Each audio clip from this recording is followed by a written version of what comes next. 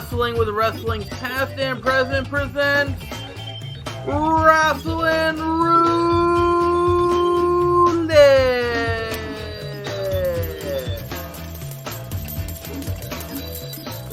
This is Wrestling with Wrestling's Past and Present. I'm Tim Kirk. I'm Roman Fulis. And I'm Mongo. And today, there's no TNA for you guys today. No tits and ass? No. So we were originally supposed to do Sacrifice 2006 today, but thanks to the good folks. Yes, thanks to the good folks at Impact Plus, that was not possible. We can let Roland elaborate a little bit more if you like on this. Yeah. So Tim on Tuesday decides, hey, I'm going to start watching the show. I'm going to, watch it a little bit early, pick away at it, And he sends me a text, not in the group chat, because he didn't want to try to be embarrassing about it in case I didn't have money or whatever. He was nice about it. He's like, hey, Impact Plus app isn't letting me into the pay-per-views. I was like, that's weird. So I signed out. I changed my password, signed back in. It still wasn't letting us into the pay-per-view section. It was locked. Now, mind you, I pay, and I've promoted this on the podcast before, so Impact Plus can literally lick my butthole. I've promoted this on how cost-friendly this is and how nice the app is compared to Peacock. I will say their customer service lacks a little bit. I will. I'm not going to throw them completely under the bus, but I'll say that, not very good. But anyhow, I pay for this yearly. And mind you, when we bought it the first time, it was in March. I don't know if you guys at home understand that we're now in May, and we had a podcast last month in April when it supposedly wasn't paid for. And now all of a sudden they're like, oh, you didn't pay for it. Well, I had to give them 4 different screenshots of proof from my bank account, from my PayPal, from the Apple ID screen where the subscriptions are. And then I had to go in and find the actual Apple ID of the transaction number for them to finally email me back this morning, granting us permission to, your subscription renewed. Yeah, it renewed 2 months ago when I paid for it. The first driver's license was easier to get than that shit. Yeah. So we hadn't really talked about this, but I think we kind of have to do that pay-per-view next week. I think we have to scrap what we had planned originally because we really need to stay on track with the TNA. We can't really skip a month. So I think we kind of need to do it next week. I know it'll be a week off, but we literally just got access back to it Friday morning, and there was no way for us all to watch it before we recorded Friday night. Yeah, so I think that's a great idea. So we won't skip a week. So thanks to Impact Plus for screwing up our schedule. But, like all good podcasts do, we went to Plan B. We did a remix show, right? I think so. Wait, no, I'm here. Woo! We're all here. Well, we did a couple months ago. We did, it's a new year. We did Wrasslin Roulette. And that was a big hit. You guys seem to really like it. So we're doing Wrasslin Roulette Dose today. And we're changing it up. We put a bunch of random topics on a wheel. We're going to spin the wheel, whatever it lands on. We're going to give you our takes on that topic. So and apparently this time around, it's going to be a little bit more rapid fire, and it's going to be, so we might be able to get to, who knows, we might have 10 questions each. Who knows? We have plenty of spins. We'll see how the time goes. We'll see where we're at. We could get some real quick ones, and we might get through a lot of it, but we'll cover what we can.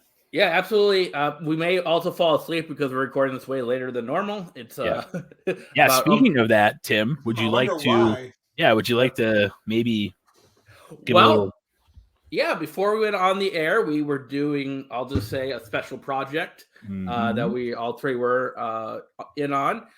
So we've been teasing a big announcement, all this past week. So we're going to let you know what that big announcement was. And that news is after Wrasslin Roulette. So you got to stay to the end of the show. We got him with the Hookhausen. We set the Hookhausen. So stay tuned for our major announcement at the end of the show. And but it's definitely going to be something I hope you enjoy. So stay tuned. Tim, you do realize they could just scroll to the end if they want, right? I hope they don't, but they could just Just Don't listen. do that. Don't do Yeah, that. yeah, don't do folks. that. You Yeah, don't don't even do have that. ads yet. We don't even Yeah. have No, ads. we don't have ads. Not yet. Speaking of that, we're If going you to wanna introduce our sponsor first us- ad. No. I mean, Yeah. we'll be Impact Plus. No. Add that to our growing list. If you want to sponsor our podcast, just email us at what is our email? www.pappod@gmail.com. That's right. That's what we keep Mongo on board for. Email us wherever. It's fine. Yeah, It email doesn't us. Hit us up on Twitter. Email, Whatever. You yeah, want. email us on Twitter at whatever the hell those are too. I don't know. Well, But honestly, hey, shout out before we get too far, and I want to promote the shirt I'm wearing from our good friend Jonathan Life. I ordered it during the podcast we did with him. It came in earlier this week. I know some of you won't see this, but I hope Jonathan does at least see this clip. Maybe Mongo can take care of that. I definitely love the shirt. I think it came out really good, and it fits great. So thanks to Pro Wrestling Tees, and the turnaround was actually relatively quick. So, like I said, I think it's a sick shirt. I like the design of it. So. absolutely. One cool stat for you, Jonathan, since I know you listen. That episode, we had more downloads per hour on that episode than we have in a lot of episodes. So a lot of people really enjoyed it. A lot of people, like we said, it was our best episode. But I think, you know what? I'm not saying we're going to top it because I feel like we can't. But I feel like we're going to have a hell of a good one with Wrasslin Roulette 2, baby. I feel like the next time we have Jonathan on, we need to do a couple rounds of this too. Yeah, And let him get some of those random questions. That'd be fun. All right, let's get started. Let's cue up the wheel. The wheel of wrestling topics. Because it's the pick of destiny. Oh, wait, Tim wouldn't know that reference. Yeah, Tenacious D and the Pink of Destiny. I know that reference. Wow. Holy shit! Have you seen the movie though? I have seen the movie. It's got Meatloaf in it. Of course, I've seen it. Oh, that's why. Ulterior motives. Yeah, there we go. All right. And just so you, I give you the honor of the first spin. all right, let's do it. And you're going to hear a robotic voice this time that's going to read the topic.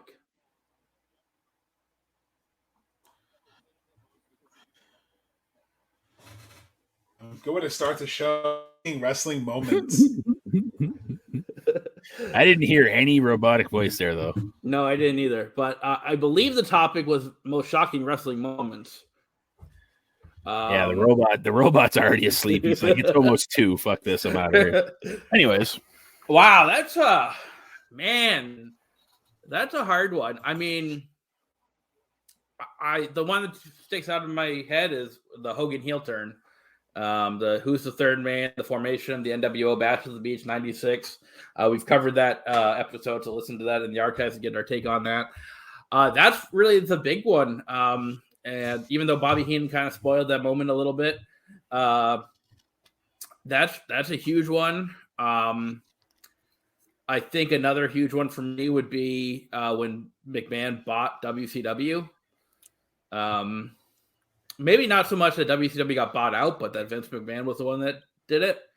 That really changed the landscape in the product of wrestling forever. So, but there's so many countless ones to name. I mean, you have Shawn Michaels kicking Marty Jannetty through the glass. I mean, but I think the biggest one is the Hogan heel turn.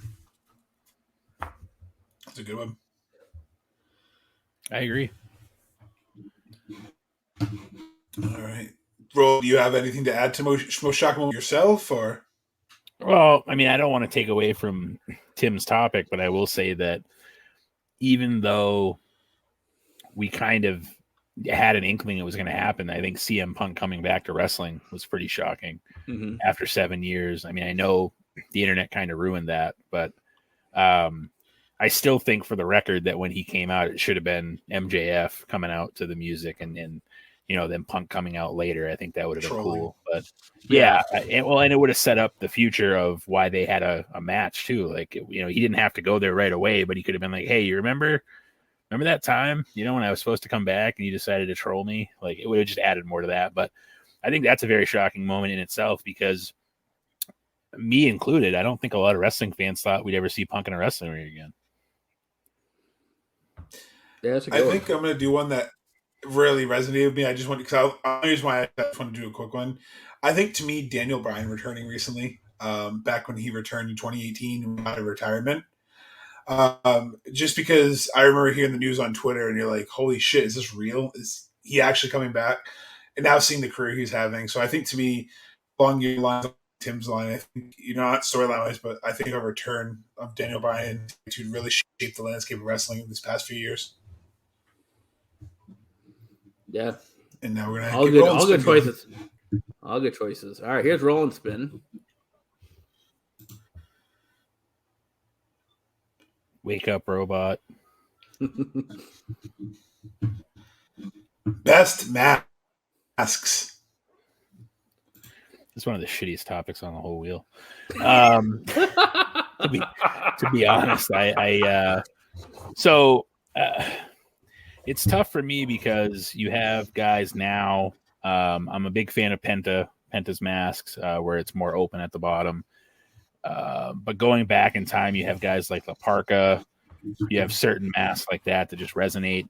I'm not going to take the cheap route and say, "Oh, Rey Mysterio has great mask," because he does. I'm not going to. That's not where I'm going. I'm going to give some credit to some other wrestlers. Something as simple as Suicide's mask. Again, it was just a skeleton, but like it allowed so many people to play the character that it worked. So, I think currently right now, in all honesty, the best mask is probably Penta. Ray Phoenix has a good one too, but I think that Penta is really cool. And especially like the Joker one, big fan of the Joker one, the get up that he had for the cosplay for that. But to like I said, to be honest, this is like one of the shittier topics on the wheel, in my opinion. So I'm glad we got it out of the way at the beginning, because I don't think the current wrestling fan appreciates the lineage of the mask like the wrestling fans did when WCW was around, and they kind of, Mike Tenay would kind of go into detail as to why it was important. And I just think it kind of gets overlooked now. So I think it's not that it's a bad topic. I just think that it's not as topical based on the fact that the current wrestling fan probably doesn't have as much of a care about why he's wearing a mask. Damn, you shot at my whole like filler topic. I was just throwing for spots 49 and 50. I got spot 50. No, I'm just kidding. But yeah, I mean, and then you have like the iconic mask too. Not to go, but you have Kane, changing his mask around. You have Mankind when he first. You have Abyss, who, according to Eric Bischoff, was a Mankind knockoff, essentially. So there's a lot of masks in history, but obviously, Rey Mysterio, and then, but like I said, back in WCW. Yeah, back in WCW, you had guys like Juventud before he unmasked. You had La Parka. Psychosis. Yeah, you had all these guys that had some really cool masks. And to me, a lot of that's gone by the wayside. And some of it is, like I said, I just don't think the current wrestling fan cares enough about the lineage of why they wear a mask. I think they're like, oh, that's a cool mask. Yeah, but why do they wear it? What is the importance to this performer as to why they wear the mask? And I think, like I said, Mike Tenay was huge in the culture of WCW, explaining why they wear the mask. I remember there were certain like different things on the mask that he would talk about as to why this person had this on their mask or why it was important. So again, it wouldn't be a TNA episode without Mike Tenay. So thanks, Mike Tenay. All right, what's Bongo gonna get here? I hope he gets a crappy one.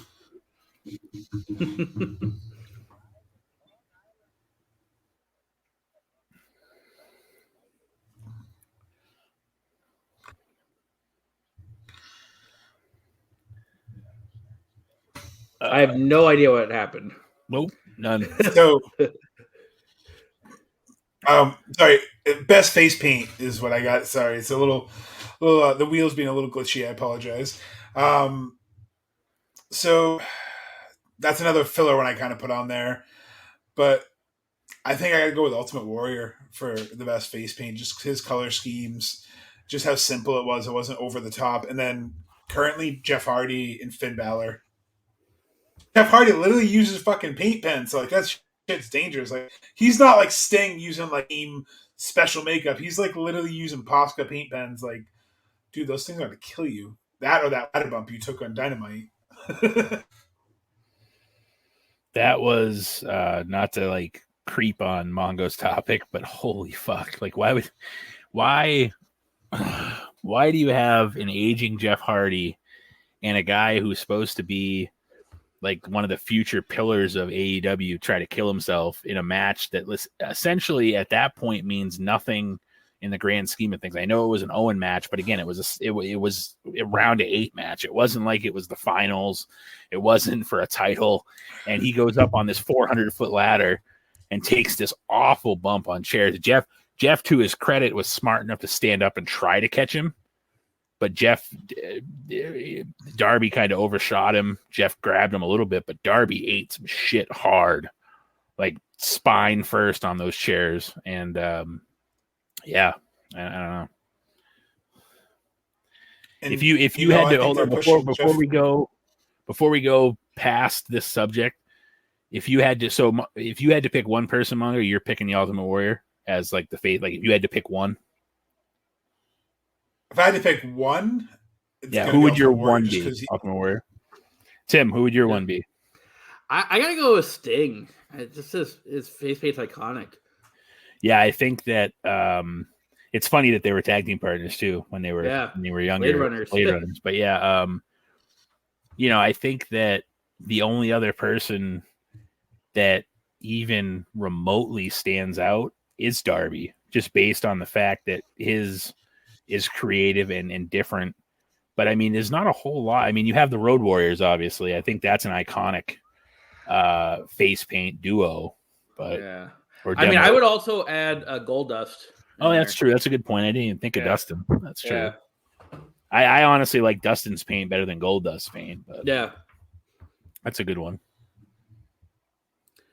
All right, back to the wheel. Right, so I'm going to spin the wheel on my other monitor just because I think it's causing latency issues.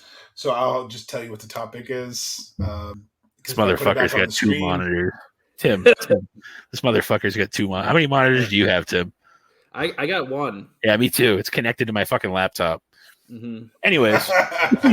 Well, shout out to my friend Frank who gave me the second monitor when I had to do my work from home. And I just was lucky enough to keep it. So I appreciate you, Frankie. But no, I didn't buy a second monitor. He stole it when he moved. He didn't even give him a chance to return. He just like, this is mine. You want it? No, I got it when the pandemic started. So I had it because I needed 2 for work. But all right.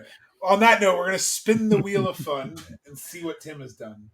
Oh, that rhymed. Wow. Yes. Overrated female. Oh, boy. Overrated female? Oh, boy. And don't worry, before everyone comes at us, I have overrated male and female, and I have underrated male and female. So I have both ends of the spectrum for people at us. How do I make an F? It's kind of close. I don't know, but you're about to do the Bloods gang symbol soon, so I don't recommend keep going. Yeah. I was trying to do a CF for the people that can't see the video. That's a tough one. I gave you the answer, Tim. What? Well, it's tough. Well, yeah, I was thinking that, but it's tough because women's wrestling wasn't always like wrestling. It was more Gaga and TNA, another TNA reference. So this is a hot take. I'm going to go with Trish Stratus. Oh. Just because a lot of her career was the broad panty shit, and her career wasn't really that long. When she was an actual like performer. So yeah, I'm gonna go with Trish Stratus. I know it's a little bit of a hot take, but here we go. I have one too. I know Ron had to step away, but I think, and Tim, you're probably gonna get me some hate on this one. I think Sasha Banks, personally. I think she's decent in the ring, but I just think it's just her character that's over. Her wrestling is just not, and maybe Bayley, but I would say more Sasha. I don't think she's as good as people say she is. I think she's talented, but I just think if you took away the boss gimmick, she's an average wrestler, and I don't mean to like say she's terrible. She's just her and Becky Lynch just weren't really the strongest of the 4 horsewomen. Mm-hmm. Charlotte was the strongest. She got the Superman push. Bayley was the best in-ring worker, kind of had the worst gimmick. So it's like, and then Becky was still kind of green when she was the Irish Lass Kicker. But to me, Sasha was just because she was so over as a character, she was pushed hard. But I don't think she's that great of an in-ring worker. Charlotte Flair. What's Yeah. What's Roland's snack of choice this time? String cheese looks like. String cheese, okay. Yes. So let's spin the wheel while Roland's chewing so that way it gives him a chance to chew without getting picked on.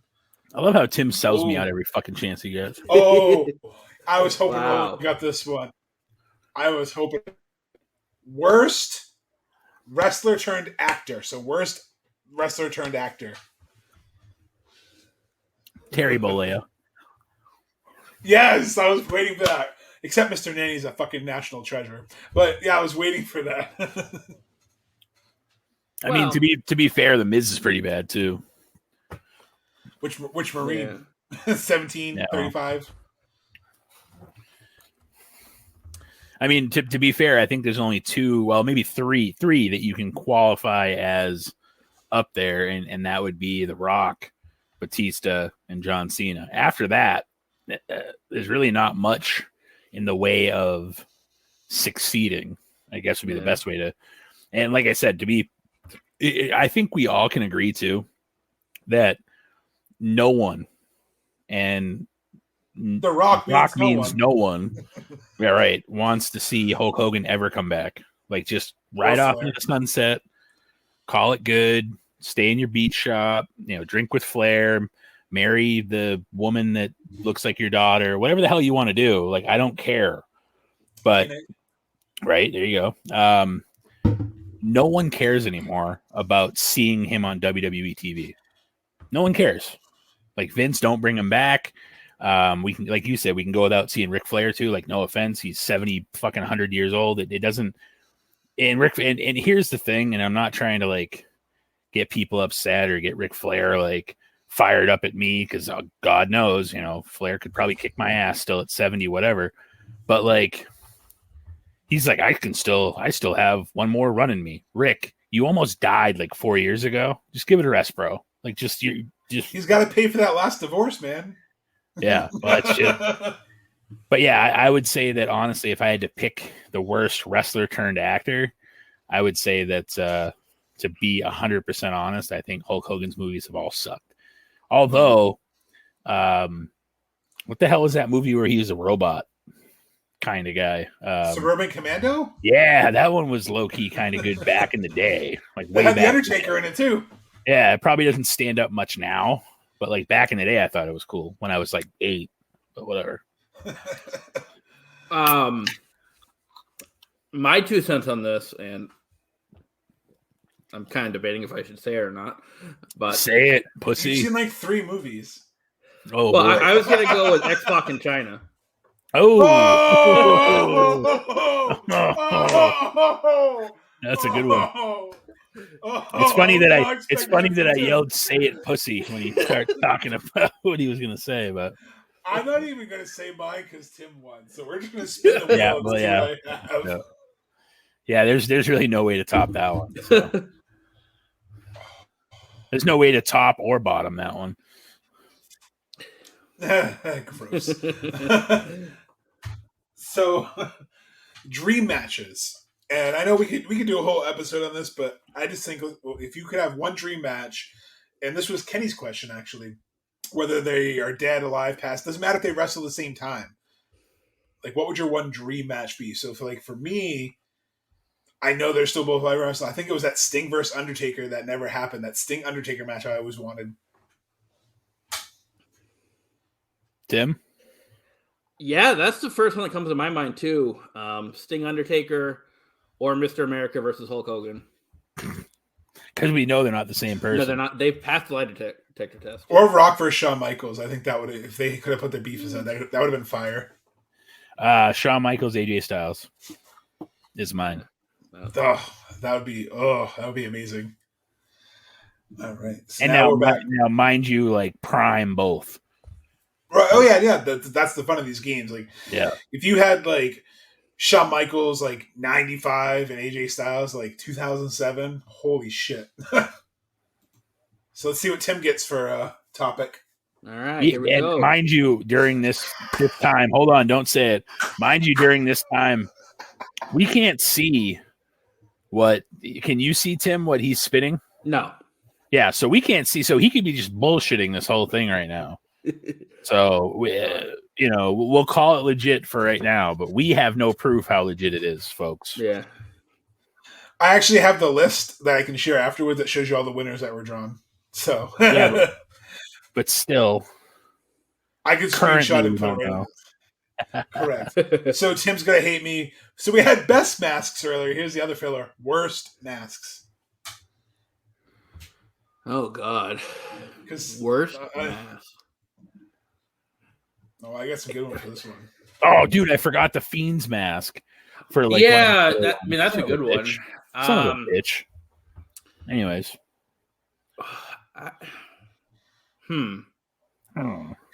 Right away for me, I'm going Max Moon right away. That fucking thing was terrible. Yeah.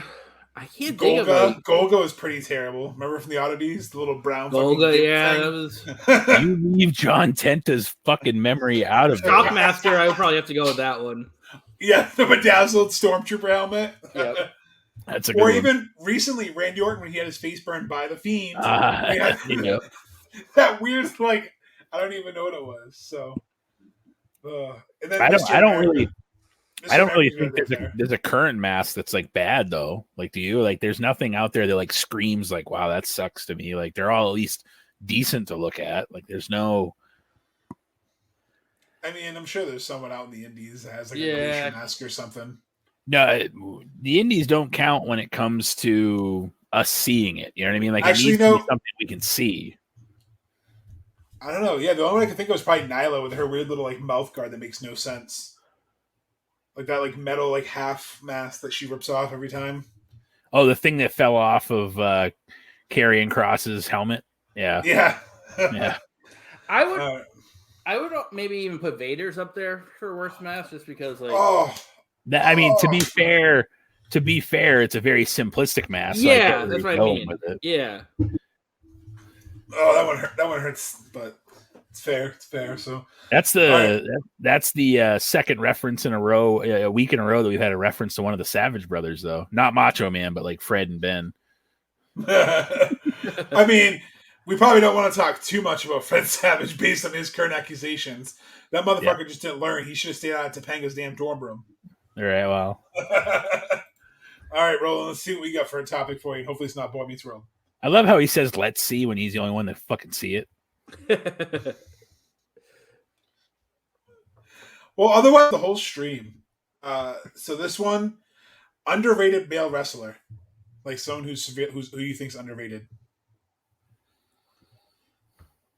I'm going to go out on a limb here. And I'm going to say that a lot of people are going to agree with me. And it's based on how the WWE has used him. And I'm going to say Ricochet. I'm going to say they wasted someone's career who was Prince Puma in Lucha Underground, who had a following coming from the Indies to WWE. I think and then in all honesty, if you want to throw another name, a bonus name out there, Dolph Ziggler, I think is easily one of the more underrated, not appreciated for what he brings to the business. And as much as I crap on someone like The Miz, in all honesty, for his longevity and the way he can be a heel, I know a lot of people compare MJF to The Miz and whatever, and like the same kind of heat, that Miz heat. No one does it better than The Miz. MJF's good, don't get me wrong. But like, I think those three guys, in my opinion, and I went with if I had to pick one, it would be Ricochet, just because there's no reason why Ricochet couldn't be a believable world champion, at least contender, when you had guys like Shawn Michaels, you had guys like Rey Mysterio, you had smaller guys winning the title, and we were supposed to believe it.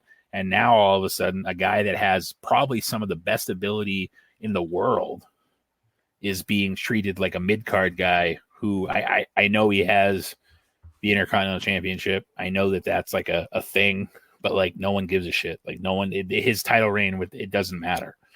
The WWE doesn't care about the U.S. title, doesn't care about the Intercontinental Championship. And it was proof, but when Shinsuke had the title and he defended it 4 times in like 6 months or whatever it was. So if I had to pick one, if you put a gun to my head and said pick one, it's Ricochet. I think you mentioned mine. I think Shinsuke. I think they dropped the ball hard with Shinsuke. That's another good one. I mean, you mentioned it, so I just remember getting ready to go to Mania in 2018 and knowing that it was going to be AJ Styles versus Nakamura. I know I can speak for Nick, Andy, and Mark. When we went down there, we're like, what's the one match we want to see? We're like, we want to see AJ Nakamura. Like, that was the one match we're like, yeah, I can't wait to see this. And it turned into a dick punching contest. So it's like, and then from then on, they just didn't know what to do with him. So I agree, Ricochet 100% and Shinsuke. And they throw, a curveball at Tim. Until recently, Kevin Owens. Like, honestly, they faltered with him until recently. Mm-hmm. Yeah, no, I agree. I'm gonna go a little old school with my answer. I'm gonna go with Rick Rude. Absolutely. Just because of some of the matches that we've covered on the podcast of him. I've mentioned this several times. The matches with Steamboat were amazing. Steamboat's another one that was never quite. Well, no. So here's the thing. Steamboat was never a serious. He's like Dusty. He was never a serious competitor in the WWE. Yeah, Dusty never had that run. Steamboat never had that run.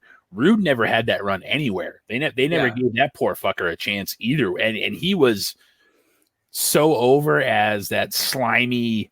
The girls love you, but the guys are jealous of you. Like he was so over. That's a perfect one, Tim. Yeah, I agree. 100%. At least with Steamboat, he has the his match with Savage recognition. And he has the Flair stuff too. He has the Flair stuff too. So but you look at Steamboat's career in WWE, it was a joke. Yeah. And you look at the Steamboat, the Dusty stuff. I mean, that we already chronicled with Cody and why he came back and everything else.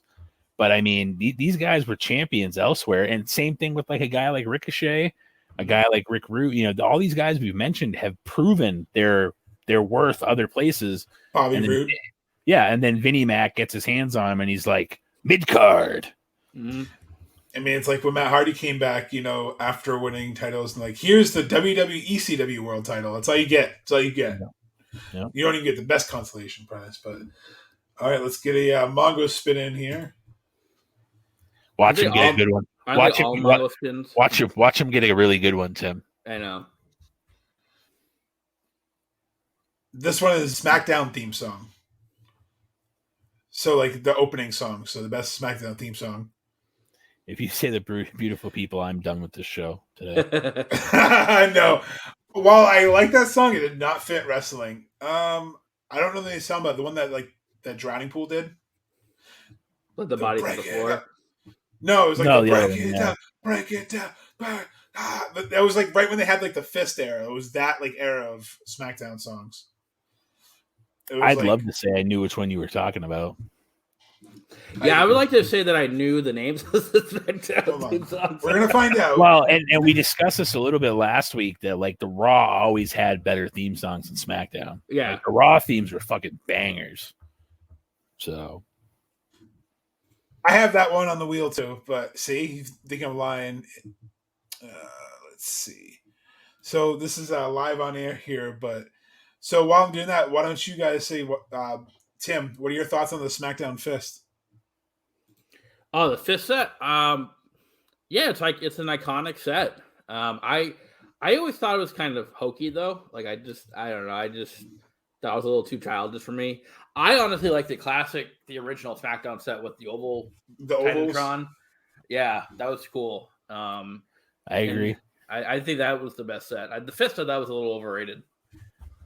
Yeah, no. As much as I like the Fist, he's right though. It was a super hokey thing, and it really wasn't okay, we're doing SmackDown, so let's have a fist. It didn't really fit.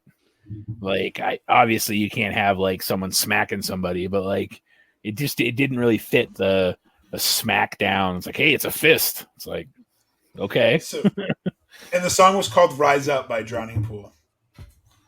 That about narrows it down. So I'm just saying that's what it was called, but. Are you going to play a little bit of it or not? Because I don't care if we get copyright striked on YouTube because we're not getting money off this show anyways. So at least let's fill in the fans and Tim and I, because Tim and I still have no clue what the fuck you're talking about. Okay, so basically, because we're not a big enough creator, we get copyright strikes. When I went to a friggin' toy store, and because there's WB packaging, like even one of our videos with my toy in the background, because there's WB logos in the background, WB has like these bots that crawl these videos, and they see any of their property, they copyright strike you. So if we did make money on this episode, WB gets everything because their logo's in the background. It's the stupidest thing because I've seen friggin' creators like legit show like, here's a half an hour TV clip of Dynamite last night and then talk about it. And it's like, I guarantee they're making money because they have like hundreds of millions of views. Yet, us barely getting 100 views on a Toy Store, Fig Hunt video, we get copyright strike because there's WB action figures. That's the point of a fucking Fig Hunt, you idiots. Vince is like, God damn it, those are my nickels. Let's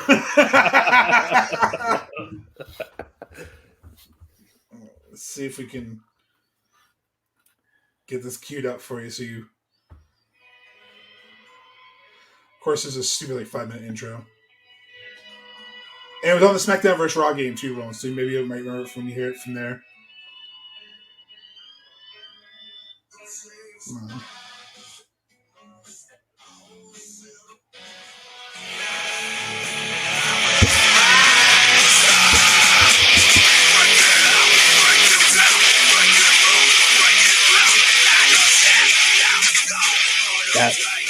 That was the SmackDown theme. I'm not even trying to be funny. Like I don't even remember. Yeah, it says from 2004 2008, and it was during the SmackDown. Like Here Comes the Pain. Like all those games had that as like their music. So to me, that's like the one I remember the most because obviously then that's when they kind of the weird like Jim Johnston generic theme or the Beautiful People that was just not a good fit. So we're gonna go to Tim's wheel since that was just an awkward 30 seconds of finding that song. So Tim, your spin is going on. All right. Tim's gonna get like best tights. No. This one is actually going. What one last match do you want to see? Like, what if you could have like that someone who's still active? What's their last match, or someone who just retired? What's their last match you want to see? So like, what's that? If you could do one more match, like, what do you want to see? Oh, so like somebody that's retired. Yeah, so either retired or maybe they won't have a chance. Like he kind of alluded to the AJ Styles versus Shawn Michaels. That could have been like that. If Shawn Michaels had one more match, it could at least be AJ be decent. Yeah. One more match. I mean, like we mentioned the Undertaker Sting thing. I mean, that kind of goes along with that as well. I would also like to see Sting and Jericho at some point. If as a retirement match for either one of them, I guess. But yeah, I mean, I think the Undertaker Sting is you got to go with that one. I think I'd like to see Paige and AJ Lee just come out of retirement, have a big WrestleMania moment, and retire each other. I think that would be like the one more match I'd want is like them having like that because they had such a feud. I think that would be like the last match for Paige or the last match for AJ Lee. I'm gonna go with I feel like it needed to happen the way that I in my head I wish that it could have happened is that you could have had Randy Orton retire Triple H. I think that would have been like perfect storytelling. Like, the teacher becomes the student. We've been through so much, the authority, evolution, all this stuff, and then Triple H says, well, I created you. I'm going to take you out. And then Randy's like, well, put your career on the line then, old man. And then, Randy ends up, beating him to take his career. I think that would have been like a sweet storyline. I know. He's lucky he kind of fell into the Batista. At least Batista was his last match. Yeah. I mean, that and the only thing that pisses me off about that is that your last match is against a part-timer that no one really cared to see. Yep. Like that, it sucks. He was like, rude. And at least they had history.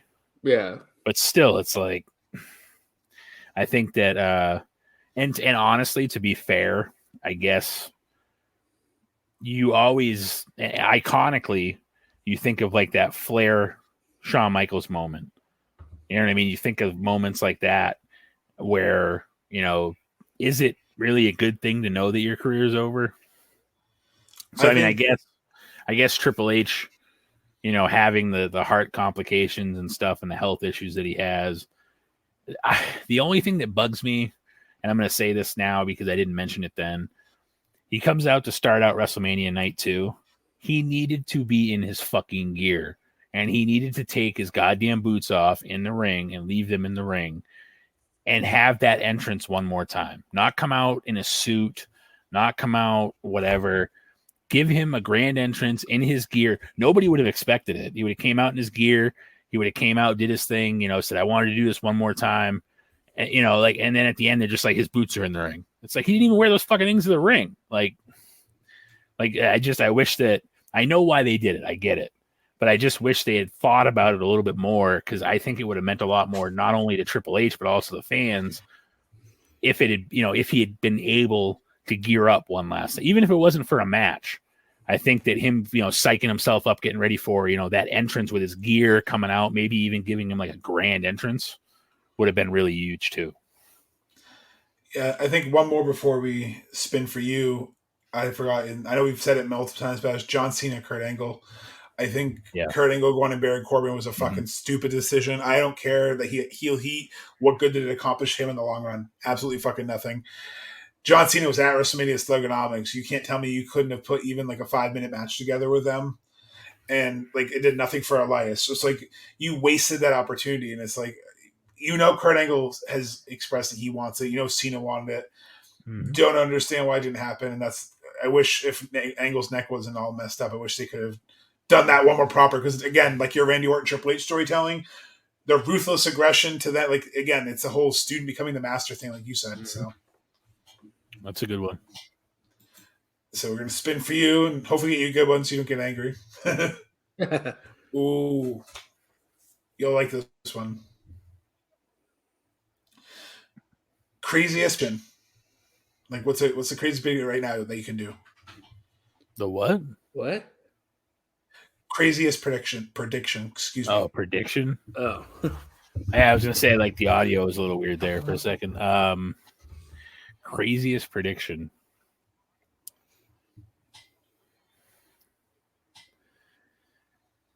All right, so this is kind of far-fetched, but also somewhat of a reality that could happen. I feel like before all three are done, we need to have a Shield reunion.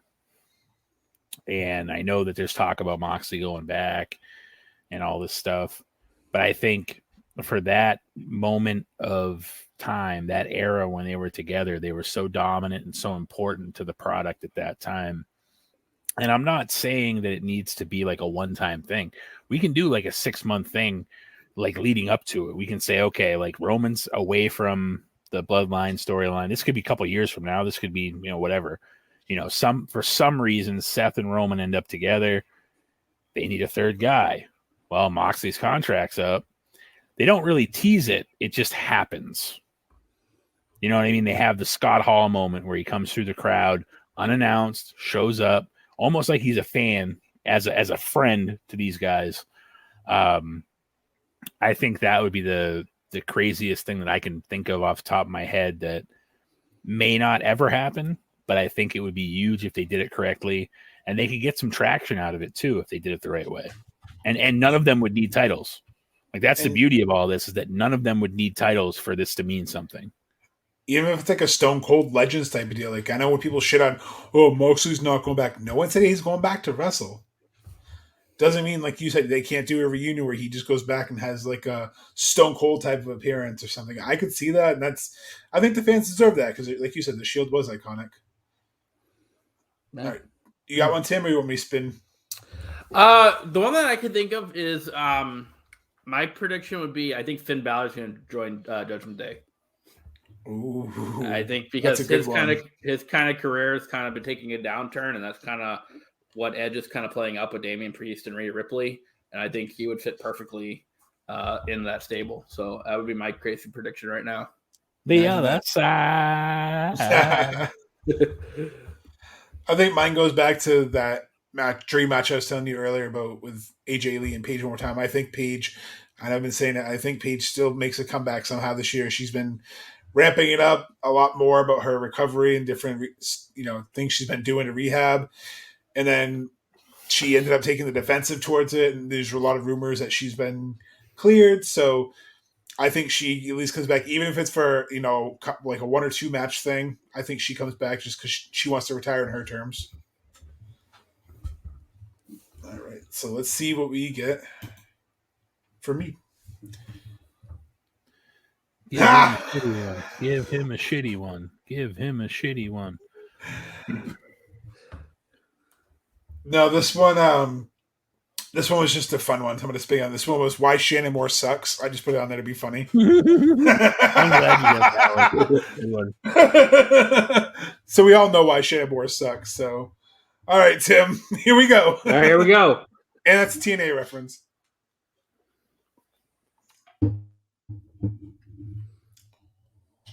Oh, right person to get this one.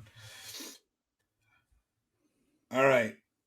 Cody's WWE run so far. Oh, I feel like Mongo should have got this one. Yeah. Kind of underwhelming for me. Just like, you got that storyline with Seth, but I'm kind of over it already. Like, it was surprising in the beginning, I guess. Like, there was a little bit of shock value, but like, he just won another performer in WWE. So I think it's been kind of overwhelming. It hasn't been anything too spectacular for me. But yeah, I'm kind of over the initial, like, ooh, Cody's back. The shiny toy factor. Yeah.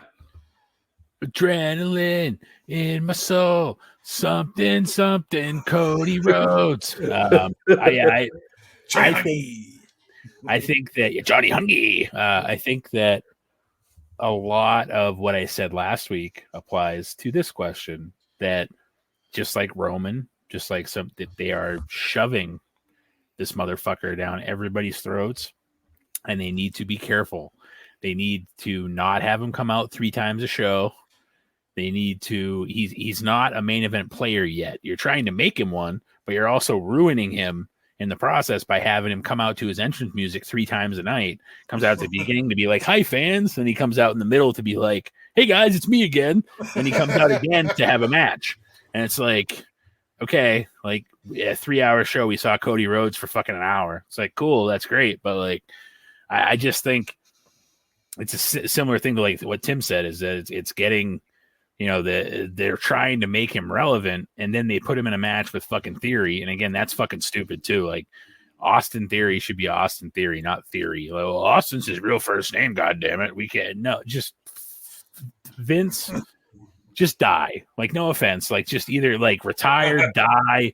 I'm so sick and tired of people like trying to defend the fact that this dumb old fuck decides it's a good idea to be like, let's change their fucking names. So that way I can make money off it. God damn it. Vince, you have enough goddamn fucking money. Just let the goddamn people have their fucking names. Anyways, continue. So I guess all I was going to say is, well, first of all, holy shit. So all I was going to say about Cody is I agree with Tim. It's been kind of underwhelming. The newness is wore off. And I also agree with your points too, that they're pushing him to oblivion, and it's already kind of starting to get the AEW feel where he's teasing the pedigree again. And he won with a heel move. If he does that whole tweener bullshit in WWE, the same thing that happened, because that's really why fans turned on him, is the whole tweener thing, because we don't care if you're a face or heel, just fucking pick one. Like, the in-between shit, it's not many people can do it. And when you try to do it, it's like insulting. Like, yeah, cool, you won with the ropes or the tights. I think it's been underwhelming. So now we're gonna roll up. And to further my fucking point, who in the actual fuck believes that Austin Theory's name is Theory? I'm just throwing that out there. In theory, I don't know too many people. Right. I mean, I think, well, we can't have Austin be his name because Stone Cold Steve Austin, and Austin is really his name. Like, okay, here's one thing that might be a little bit the wrong way. Like, people might be like, oh, and they can tweet me at WWPAP Mongo if they want. They can tweet me at that, and they could say that, like, I don't hate the Butch thing. I don't. I think that at least, here's the thing with Butch, he at least changed his character too. Austin Theory all of a sudden drops the Austin thing, and he's still like A-Town down. It's like, for fucking what? For fucking what? You don't even have an A in your name anymore, you douchebag. Like, it makes no goddamn sense. And like, that's the thing that pisses me off. Like, I don't mind a name change. Like, I don't even hate the Walter Gunter thing. It's fucking stupid, but I don't hate it. But like the whole Austin Theory, well, now he's just Theory. Well, Theory of this whole situation fucking sucks. Should we tell him about Tommaso Ciampa, Tim, or no? Just Ciampa. Yeah. At least he keeps the fucking name that people believe like that could realistically be his last fucking name. Let's see what we get for hopefully we get Impact Plus. We get another rant. Oh, dude, you do not want to get Impact Plus right now. Those motherfuckers will cancel me. Well, I don't think we can do this one. I was trying to keep it equal. This is WWE strengths. That's so fitting after that rant. None. I'll spin again. I'll let you go again. There you go. Best Raw theme song. Hey, all right. I think it's the in all honesty, I think it's it's either Papa Roach to Be Loved, or it's the Move to the Music, play it up. Like it's one of those two. It honestly, it's got to be one of those two. Yeah, it's got to be one of those two.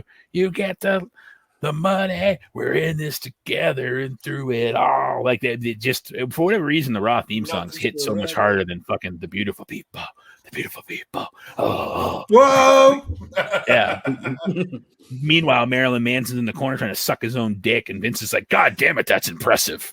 But anyways, like I just, for whatever reason, it's historically, mind you, it's almost 3 a.m. I've had 2 beers, so I'm having a good time here. Mind you, yeah, 1 beer that I had. Then I had a Bloody Mary. But anyway, so the Raw theme songs have been head and shoulders above the SmackDown ones from the get-go, and they still are to this day. And again, if you have any qualms about that, you can tweet me at www.papmongo Mongo and let me know. All right. Moving on to quote Tim. or at T Kurt on air. I mean, whichever one. I don't care. Pick one. Dude, I wish I had a picture of that all one. Of us to do it. Oh my god! Oh my god! Oh, I couldn't get my phone out quick enough. Oh my god! Look at Mongo just finished. Oh my god! Oh Jesus! Oh, Vinegar strokes.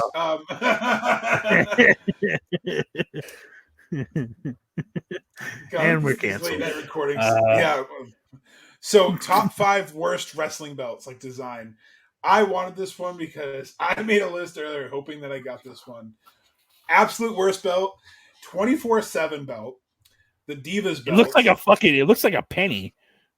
Right? No. The old tag team belts looked like a penny. The copper fuckers, remember those? Like the black straps with the copper pennies? All right, so the 24/7 looks like a fucking symbol. They just stuck on a fucking drumming symbol. They just it looks stuck like on a loonie from Canada. Like when you go to there Canada and you get a dollar coin, it looks like a loonie. You think Ken Owens likes the loonies?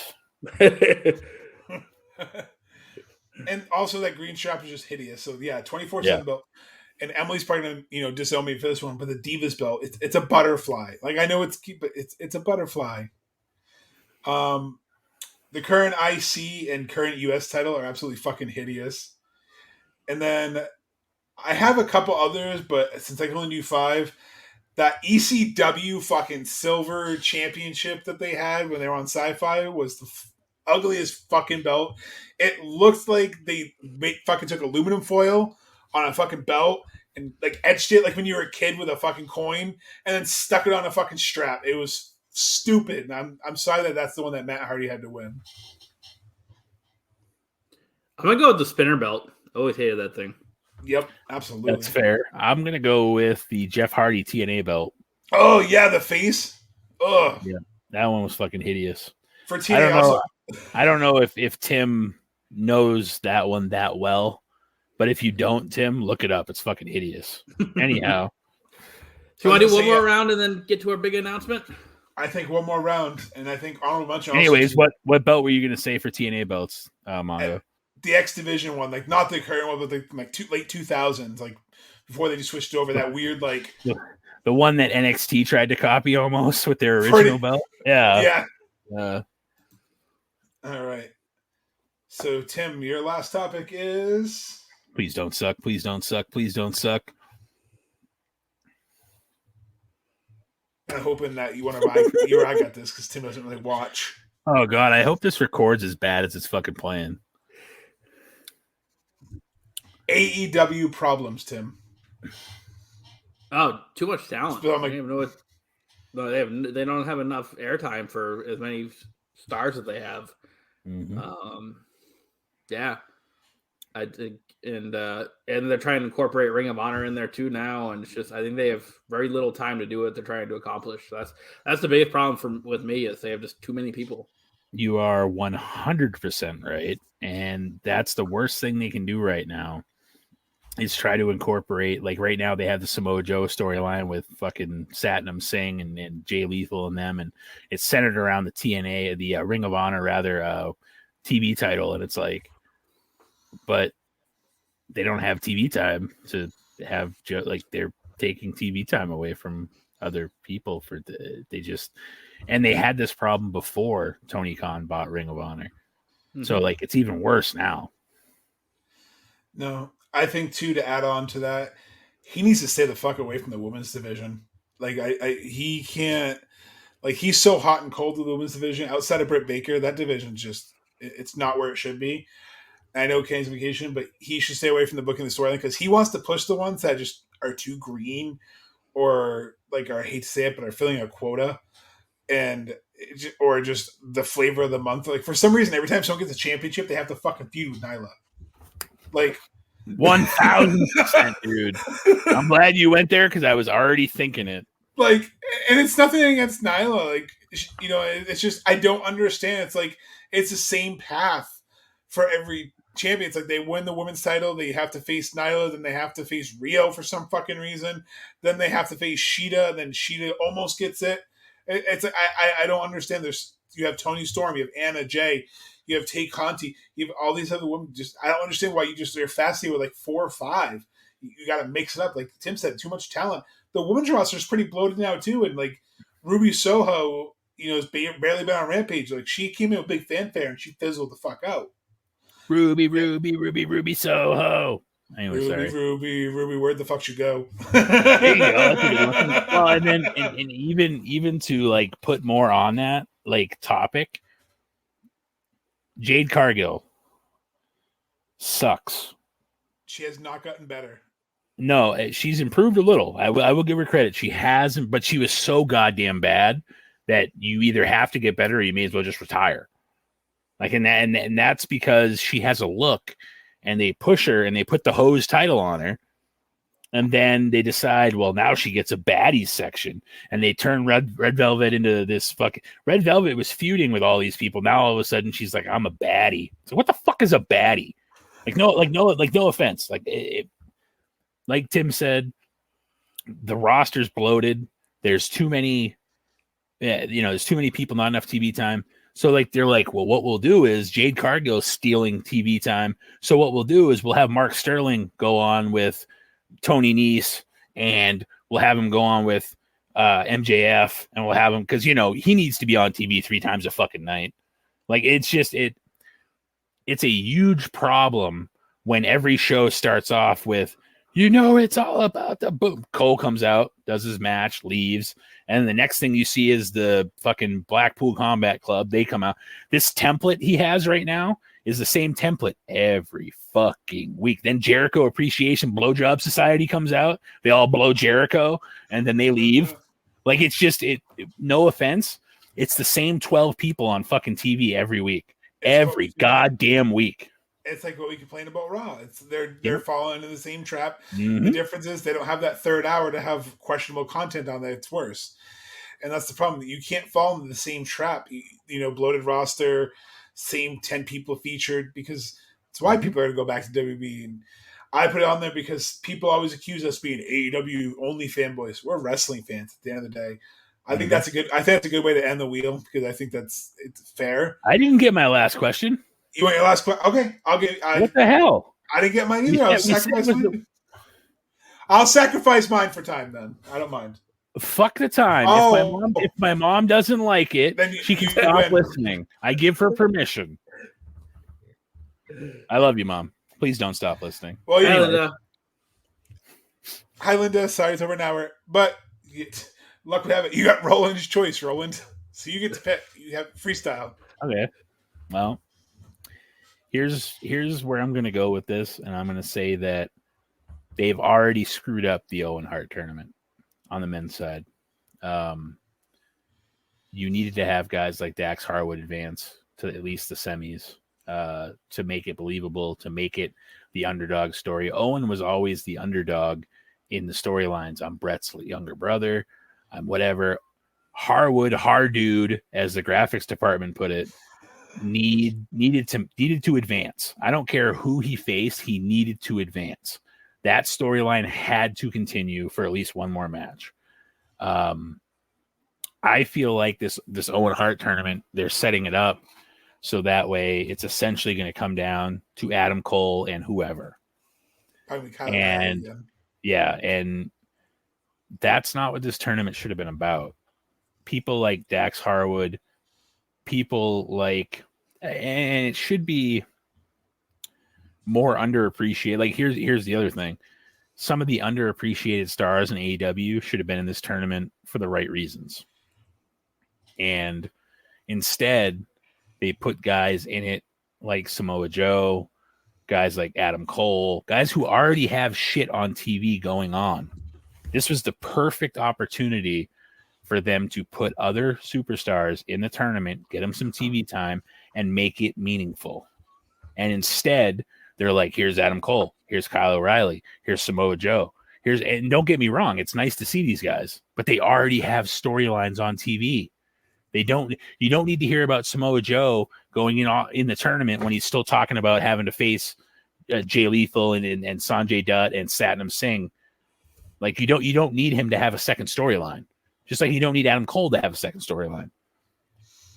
They missed the point of what this Owen Hart tournament should have been. It should have been an underdog story.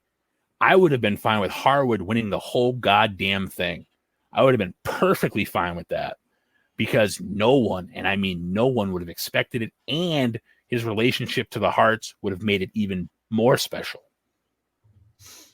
That's my one thing that I'll say as my choice is that I wish that someone could have taken over the creative on this that knew how to book something different. That's the problem right now. We're booking the same 12 guys and we're putting them in this tournament from a separate storyline that they're already in. They already have story. They don't need to be on TV twice. They don't need to be talking about how I'm going to face this person at the pay-per-view, but I still need to do this tournament over here. They don't need that. And that's the part that pisses me off. They ruined what could have been a fantastic... And the women's side, to be fair, is centered around Britt Baker, clearly. And obviously, I think she'll probably make it to the finals. Whether she'll win or not, I don't know. But at least with the women's side of things, you don't feel like all these people have storylines going on and they're on TV twice for no reason. It's like the Cody Rhodes treatment that WWE's giving them. You don't need to see these people twice. They already take up enough storyline, enough TV time as it is. And I get why they did the Owen thing. I think it's awesome that they got Martha Hart involved and they got Owen back in wrestling because I know the WWE relationship and whatever, and I know this is long-winded. The idea of it is fantastic. The execution blows. It absolutely blows. And it's unfortunate. It's unfortunate. And the Joker, in all honesty, if it's not Cesaro, because of his connection to Tyson Kidd, because of his connection to the Hart family via Tyson Kidd, via Natalia. Was the underdog in WWE? Right. If it's not him, I don't know who it would be that would make more sense to be. But the only again, person could be Miro or Gargano. I really think Gargano because Gargano's the underdog. Gargano, I'd be okay with that. I would be. yeah. But again, Dax I don't care who you have Dax beat. Dax needed to get at least to the final four. He needed that underdog, like, Owen was the underdog. No one thought he'd win the King of the Ring. I'm going to win this tournament. I'm a tag wrestler, but damn it, I'm going to win this tournament for Owen. And granted, they had a great match. Cole and Dax had a fantastic match. I'm gonna spin and put a question on you. Do you think because Brett kind of refused to do AEW because the newest reports are that it wasn't a contract thing, it was more that Brett really wasn't interested in doing it? Do you think that maybe that kind of changed plans because they were really teasing the fuck out of Bret Hart coming to the point they were taking pictures? Then all of a sudden it was a one-time appearance. So do you think maybe like that kind of like why some of the scripting of this? Because I agree with you, it kind of went into a weird direction where it's like Jeff Hardy shouldn't have gone over Darby. That was I understand. That's another one. Jeff Hardy put himself through hell. Darby could have easily done the coffin drop and been like when Jeff rolls him up. I was like, why? Like if Darby beat you there, he just went through hell and he basically beat his like idol. It doesn't, and I know it is. Oh, because Jeff Hardy, wrestled Owen as his first match. I get it because he wrestled Owen. But Jeff's not an underdog, so I agree with you. I think the booking of the tournament has just been poor. And to answer your question, it's tough because I know that Martha and Brett don't have a very good relationship. So I would hope that didn't impact it. I think it did. I think it might have.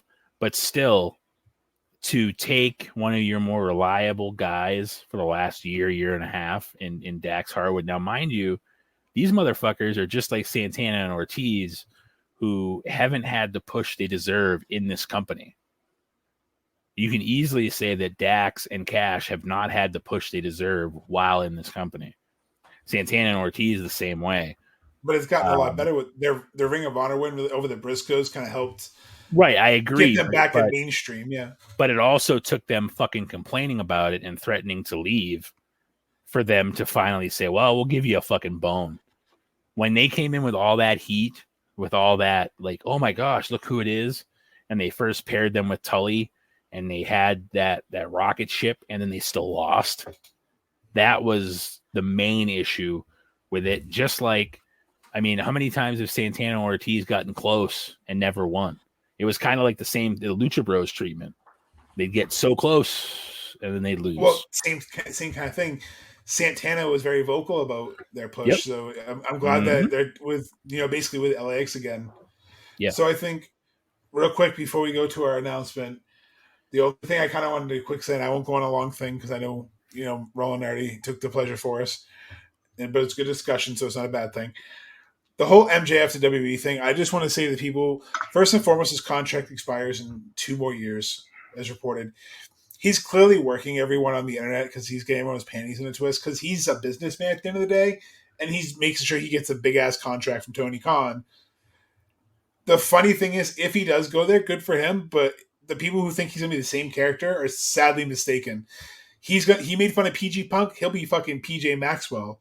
Like, it's just... He won't be able to be the same at meet and greets. Like he'll have to be the goody good. He'll have to do the Make-A-Wish. He'll have to do all the PR shit, which will have to make him break his character. So that'll take away a lot of the allure. He only wrestles like once every 3 months as it is now anyway. So he'll get exposed because he's gonna have to wrestle a lot more. And it's just he won't have the same mic work. He'll get neutered on the mic because he'll get censored. He won't be able to take certain pop shots. Because they care more about their sponsors. They care more about the network partners. Tony Khan has kind of a different relationship, so he can be a little bit more heavy on the mic. But if he goes to WB, he'll be like a PG-13 version of himself versus like the R that he's kind of teetering now.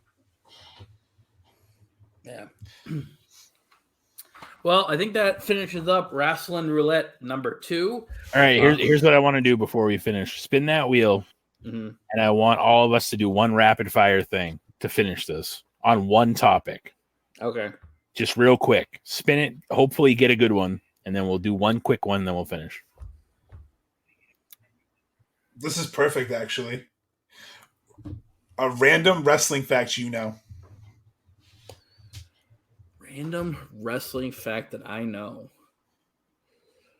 That's a good one. I know so much. It's hard to narrow it down.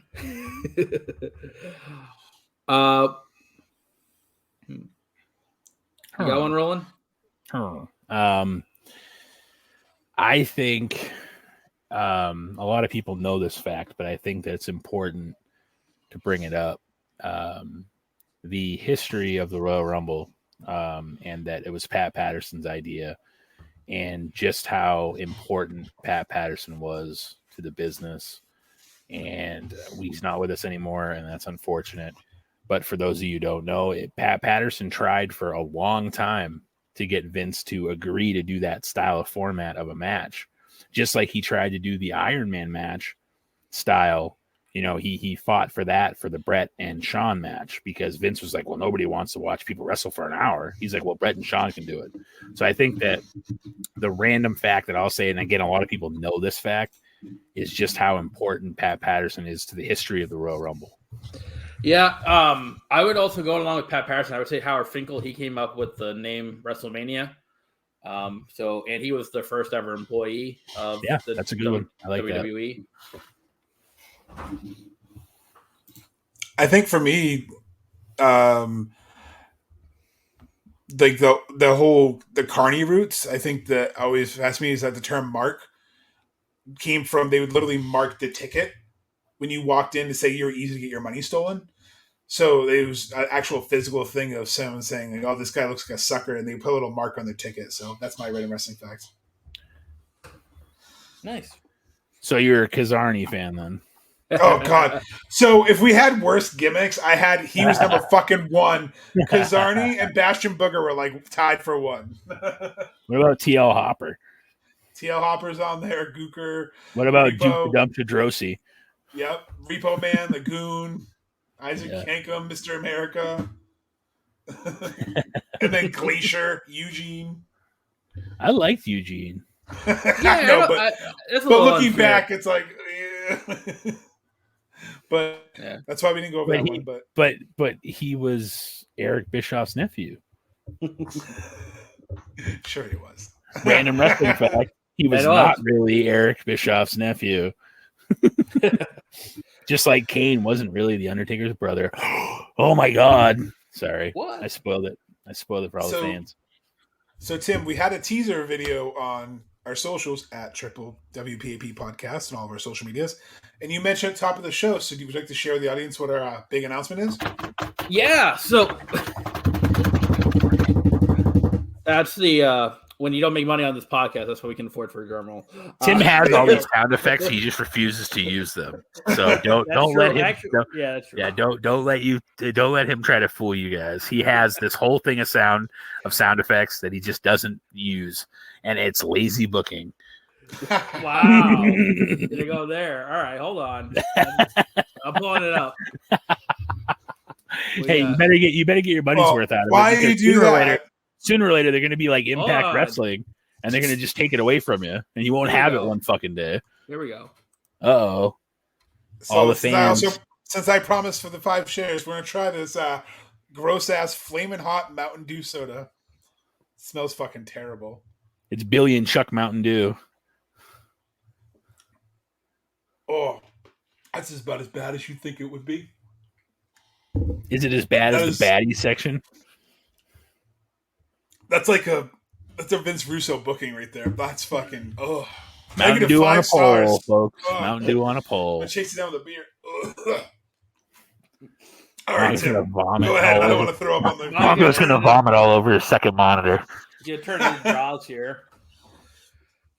Anyways, so where's the sound effect? I already played it. I know, but play it now. All right, I'll play it now. Jesus.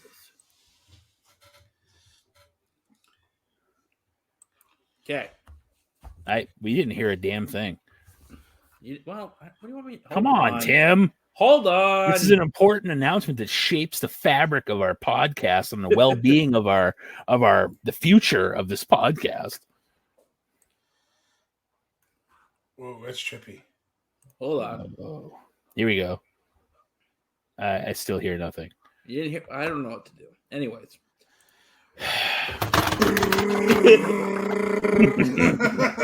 All right. So big announcement. So we are partnering up with a wrestling promotion called Supernova Wrestling. They're a local promotion in the New England area, and they have asked us to provide some commentary for some of their shows that they got coming up. So full disclosure, we finished recording commentary for their first show right before we came on and recorded this episode of the podcast.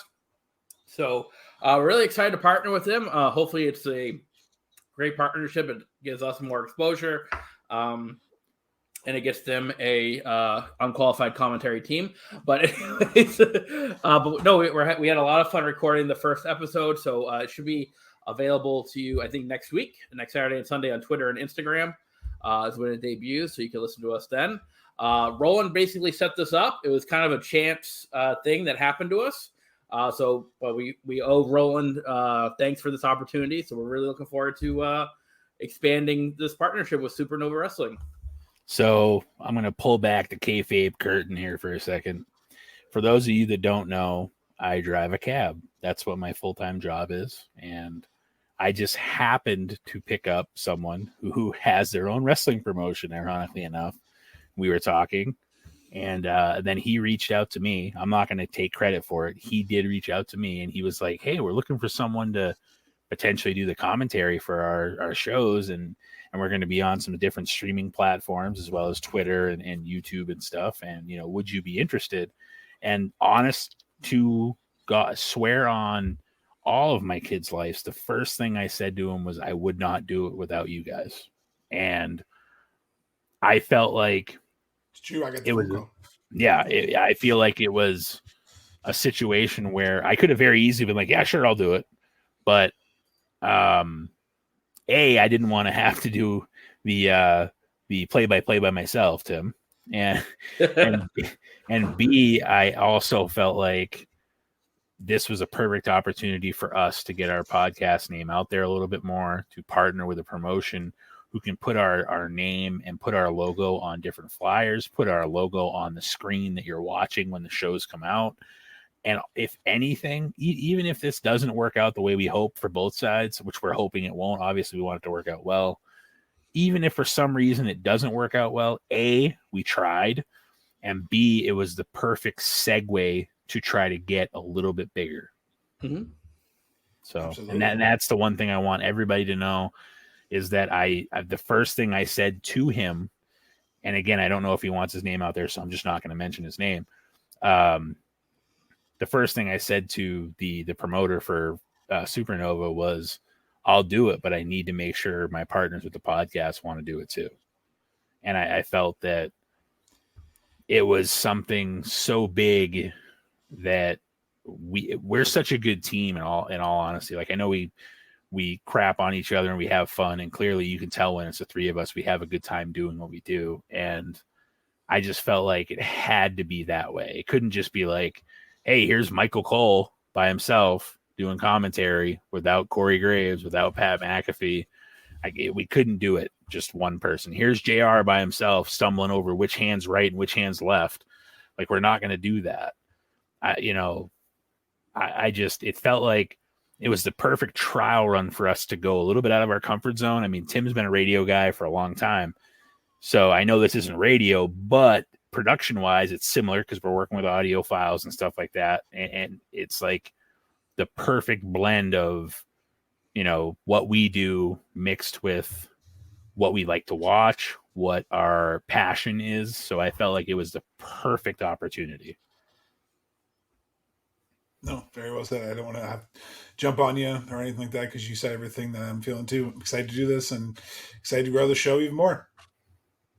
Yeah, absolutely. Yeah, definitely tune in to S&W Supernova Wrestling. Like I said, I think it's premiering next weekend on Instagram and Twitter. So, we want to thank the promotion for reaching out to Roland and for this opportunity. And, so you can listen to you guys on commentary as well. So that's going to be a lot of fun.